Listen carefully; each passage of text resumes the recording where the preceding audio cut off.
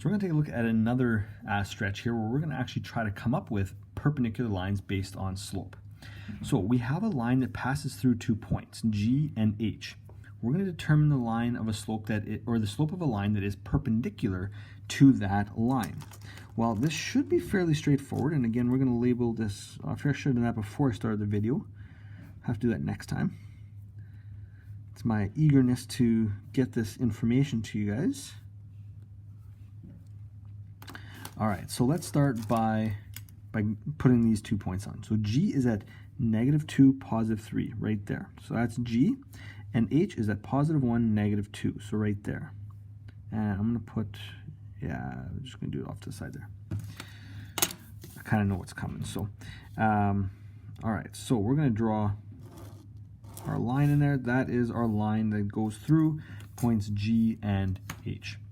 Now, to find the slope, GH, because that's often important as well.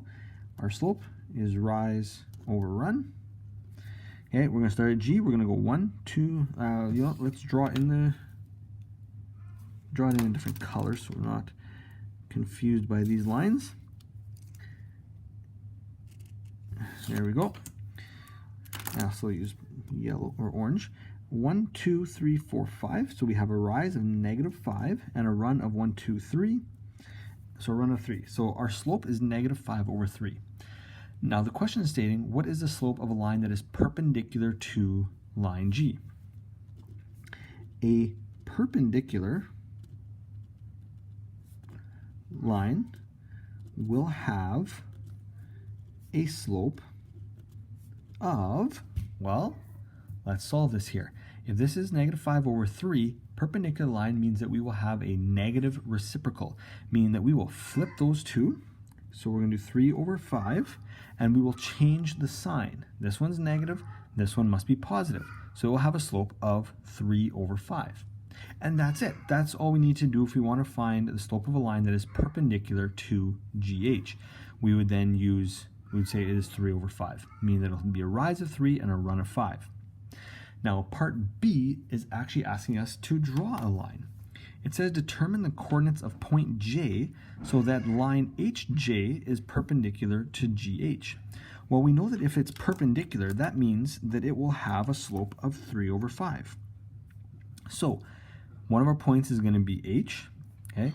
And we're going to find a point that is 3 up and 5 away, one right here, from H, okay?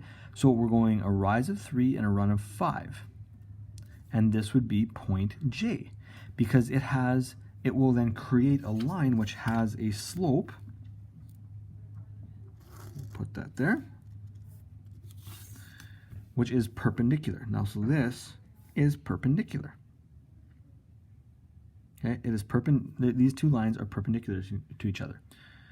Okay, and that is because of the slopes. Okay, this line here, HJ, okay, has a slope of 3/5, which we said was perpendicular to the -5/3, and it's going to go through H, and it's going to have another point J. Now, J could also have been back here. J could be anywhere we wanted it, but it had to be it had to be on that line. It could have been anywhere along that line. We just chose to make it the next point using our slopes. And we're going to be using these kinds of slope things as we come up with equations for lines later on. So just as a straightforward there, J will be located, or I guess I should say could be, because there's other points where J could be, at 6, 1, as line segment HJ is perpendicular, move that up a little bit, to GH. There we go. So it's perpendicular as it has the negative reciprocal slope.